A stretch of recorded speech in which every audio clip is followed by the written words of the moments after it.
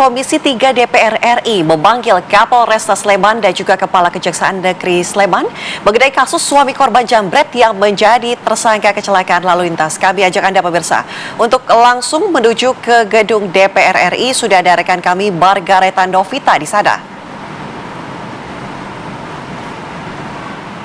Kami tetap bersifat objektif dan profesional.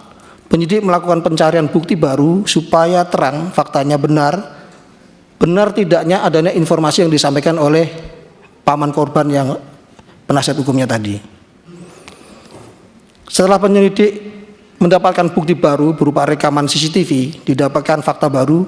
Yang pertama adalah bahwa tidak ada peristiwa penganiayaan sebagaimana disampaikan oleh kuasa hukum tadi.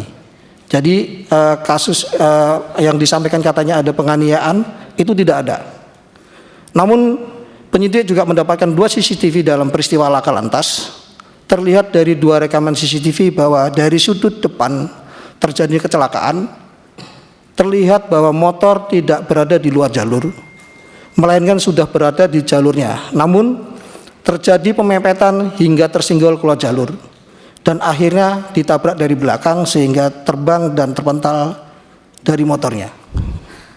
Kemudian adanya 2 temuan CCTV tersebut, penyidik meminta pendapat ahli dengan hasil bahwa menurut pendapat ahli, kausa meninggalnya kedua korban adalah sebab ditabrak dari belakang dengan kecepatan tinggi, sehingga selain motornya terbang, kedua korban juga turut terpental dari motornya dan menabrak tembok. Demikian halnya merupakan sebuah hubungan kasualitas yang menyebabkan fatalitas sebagaimana dimaksud dalam rumusan delik pidana Undang-Undang Lalu Lintas Angkutan Jalan, yakni antara benturan dari belakang sebuah mobil yang dikendari secara tidak wajar dengan motor korban yang berada di dalam jalurnya. Untuk demikian, sebagaimana komitmen kami di awal, turut kami sertakan dalam konstruksi perbuatan tersebut adalah rangkaian kejadian penjambretan, agar kiranya ahli juga dapat memberikan keterangan objektif terhadap si pengemudi. Jadi semua bahan kami berikan kepada ahli. Atas hal tersebut, ahli berpendapat bahwa memang dapat diduga adanya sebuah perbuatan pembelaan diri yang melampaui batas yang dapat menjadi alasan hapusnya pidana. Meskipun demikian, harus dibuktikan terlebih dahulu rumusan delik pasal 49 ayat 1 dan atau 2 sebagaimana pembuktian rumusan delik pidana lalu lintas angkutan jalan yang disangkakan.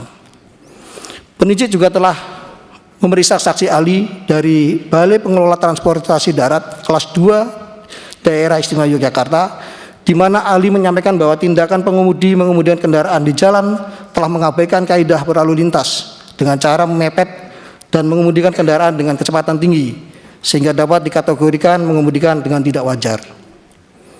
Demikian menjadi dilema yang kami rasakan, Bapak, untuk memutus suatu hal manakala kami berdiri 2 kaki antara korban dan pelaku.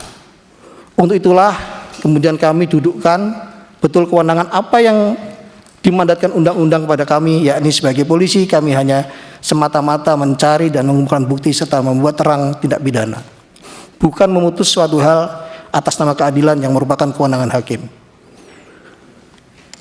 Dalam perlindungan diri kami meyakini bahwa benar perbuatan tersebut merupakan bentuk spontanitas dari Bapak Hoki Winaya sebagai bentuk pembelaan terpaksa. Akan tetapi kami sadari betul batas kewenangan kami sebagai polisi hanya semata mengumpulkan bukti, bukan layaknya kewenangan seorang hakim yang dapat memutus berdasarkan keyakinan.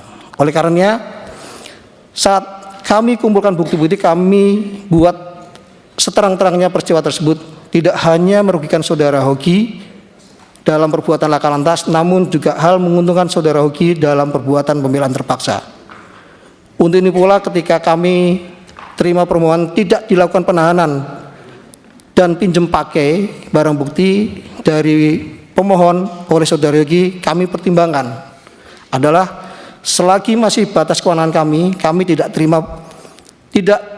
kami terima permohonan tersebut dan tidak kami lakukan penahanan sedikit pun, dengan pertimbangan supaya yang bersangkutan tetap bisa melanjutkan aktivitas sehari-hari, berkumpul dengan keluarga, serta menyiapkan dalilnya perihal pembelaan terpaksa. Dan dalam hal ini penyidik kami laporkan pada Bapak Saudara Hoki dan kuasa hukumnya sudah mengerti keterbatasan kami dan berkeyakinan pula proses yang kami lakukan dapat dibuktikan dalil pembelaan terpaksa tersebut di persidangan kelak.